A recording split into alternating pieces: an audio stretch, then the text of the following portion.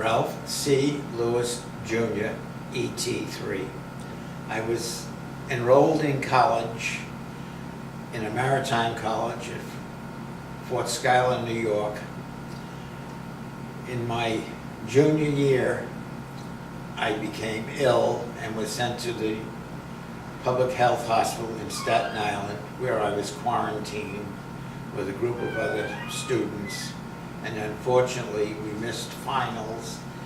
And at that time, when you missed your finals, you were dropped out of the Naval Reserve program, and being 21 years old at that time, right after they dropped me out, I received a draft notice to come down and go in the Army. And at that time, I sat down and said, do I want 2 years in the Army, or should I enlist in the Navy for 4? And I really wanted to know where I was going to sleep and get my next meal from, so I said, I'll take 4. And I enlisted in the Navy. Short time after that, was called, went downtown by subway to the lower end of Manhattan, got on a bus, went down the Jersey Turnpike, down to Maryland, to a lovely place called Bainbridge. There I joined a company which was made up of 50% of New Yorkers and 50% of Philadelphians. We made a great group. We had a bosun mate for a company commander who stood in front of us the first day and said, God, why did you do this to me? And we couldn't understand. He says, only God would punish someone with a company made up of New Yorkers and people from Philadelphia. He said, I don't deserve this. And we went through boot camp. It was an enjoyable time at times. It was in the summer, so it wasn't the coolest place in the world. After I graduated from boot camp, I was the company honor man. I was very proud of that. Since I had an advantage while I was in boot camp, I helped the bosun mate, whose name was Dalton. I knew semaphore, so I taught semaphore, and I knew a lot of other naval things that had to do with ships, and I would help guys out so we'd get by all of the exams we had. I was transferred I went home on leave, and then I was transferred to Great Lakes, Illinois to attend electronics school, where I went to Great Lakes, went through Great Lakes electronics school, then was transferred from Great Lakes to the USS Harwood, who was home port in Newport, Rhode Island. Nice little town, Newport, Rhode Island, but the streets are rolled in at about 7 o'clock at night. Went aboard. We were always shorthanded with electronics technicians.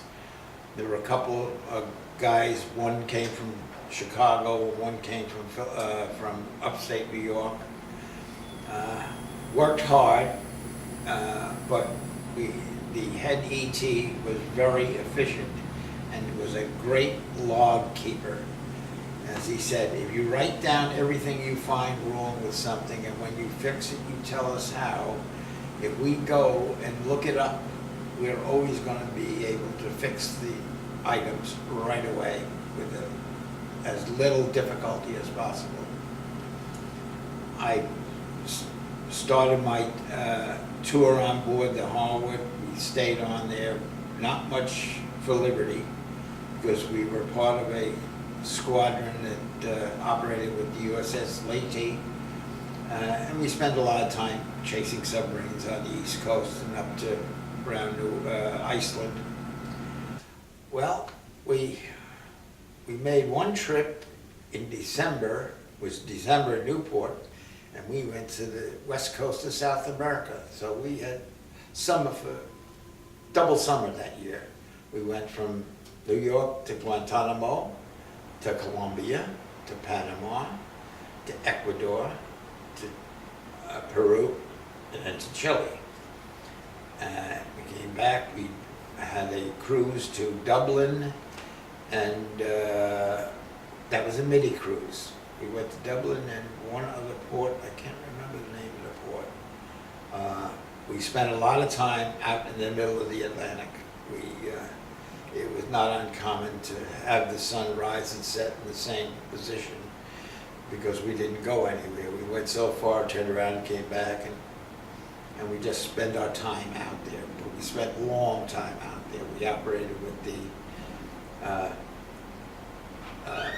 CBS carrier. The lady was a great carrier, great friendly service, helped us tremendously when we had problems with parts and everything else like that. It was a great carrier.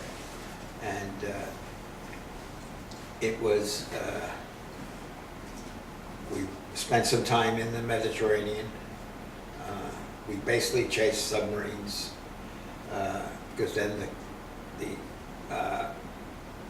continental water, the continental waters were closer then, and occasionally the submarines would wander in. We always would have a problem with the Russian trawlers. We played games with them. We played chicken, see who's going to give up first, and I guess as we had one episode where we had a slight collision, but it wasn't until John F. Kennedy became president when he suddenly said, these games will stop, because we were getting a little dangerous for them. We went, well, we had two collisions. One of them was, the one was, we had the right of way, and he knew we had the right of way, so we went to general quarters because we knew we were going to hit. We kissed off each other, and he turned around and left. But we had our parting shot. We swung around behind him and cut across the lines he was towing, and tore them up. And that was like goodbye. And then we were in the Panama Canal, and we were very light. It was winter, and the winds were blowing, and we had a pilot on board. We were coming out of one of the locks, and the wind picked us up, and we blew us down, and we put an anchor in the side of a Japanese freighter that was sitting at a pier. That caused a lot of furor and people running, but we got our anchor back. And we went on, but we sailed with a hole in our mess deck. We had a window in our mess deck on the destroyer. That was wonderful. But it also kept us out of rough seas. We had two skippers. First one didn't have much contact with him. Second one's great. Great skipper. Things ran well. We had a lot of experienced officers on board. We had probably one of the best operation officers I ever met was Mr. Dolan, who was a Holy Cross graduate. I think he's now dead, but he ran that thing like everything was done right, and we had very good radarmen on board at that time. In fact, most of them come from the state of New Jersey. They were a very interesting group.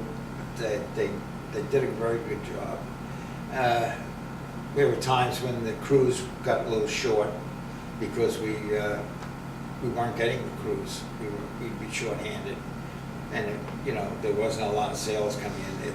While I was on board, they started drafting into the Navy, and that was a disaster because we didn't get what we were looking for, but I can remember my first electronics officer, Mr. Orr, I think was a Dartmouth graduate, fine gentleman, great man. Mr. Collier was the communications officer. He was also a very fine man. We had one Annapolis man, Mr. Alexa, was a third string center on the Annapolis football team. He was also his thing in life was to remind me to get under my hat. I had a very bad habit of walking out of my shop, the electronic shop, on the starboard side, and walking to the mid passageway, but not wearing my hat. And he used to always catch me saying, "Louis, get under your hat." We had an operations officer, Mr. Lamoma, who I, many years later, ran into at a cocktail party at the U.S. Embassy in Oslo, Norway. Strange place to meet a former officer, but we had a limited conversation there. Just discussed, he had his business and I had mine to do. But I enjoyed my days in the Navy. And when I had my first opportunity to get some leave, it was just before we went to the Philadelphia shipyards for a major overhaul. And the electronics officer, who was Mr. Orr, was a fine gentleman. And I said to him, I think I want to take some leave while we go to the shipyards because we'll have the time. And he said, I'm sorry, but you're going to have to go back to Great Lakes, Illinois for 6 weeks because you're going to go to the IFF school, Identification Friend or Foe. And since we're having problems with that piece of equipment, we'll send you out there. So that was 7 weeks in Great Lakes, Illinois again. And there went the leave. I came back to the ship. Mr. Orr soon left there. And then we had a new electronics officer came aboard, and things were going well, but I was running up to 2 years on board, and I had had a total of 3 days leave in 2 years. And that was only out of the kindness of Mr. Orr's heart when he let me leave from New York City when we were visiting on Armed Forces Day to take a Saturday, Sunday, and a Monday, but I had to be back in Newport, Rhode Island on Tuesday morning. I stayed aboard and then finally decided that I had had a little bit too much sea time at the time, so I put in for my shore duty. So I selected, the first choice was anywhere in the United States. My first choice was anywhere in the United States. Second was anywhere in the United States, and the third one you took was anywhere in the United States. So I was going anywhere in the United States. Well, I ended up in Elizabeth City, North Carolina,